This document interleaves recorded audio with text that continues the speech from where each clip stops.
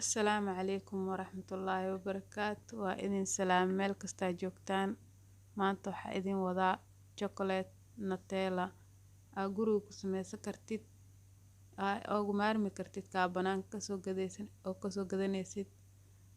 Saa u sameynayna waa arki doontiin insha Allah la socod wanaagsan. Hal ayaa idin tusaaya sida u sameyn doono.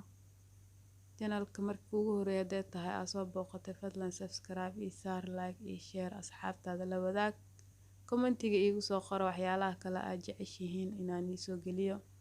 Loos ayaa meeshaan ku soo diyaarsaday hal koob oo loos waaye oo soo fiiqaayo qobka aan ka soo ridaay.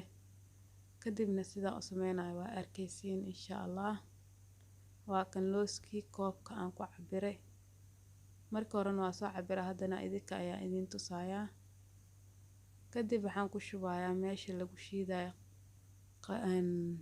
makiinada cabitaanka lagu shiido ama waxaa ku shiidi kartaa tan heelka iyo waxyaalaha kale lagu shiido.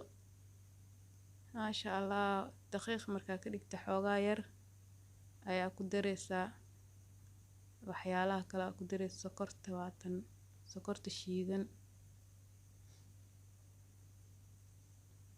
Nus koob sokor shiidan waaye zaid muu buuxo iyo hal qaando oo chocolate oo caaga ku jiro.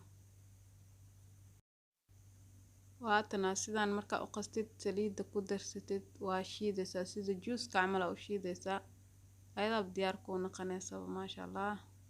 Dhaladaas ayaan soo diyaarsaday inaan ku shubto aan ku gashto firijeerka ama meel aad iska saarto. Sidaas ayay igu soo baxdo quruxda badan ee u shubmayso.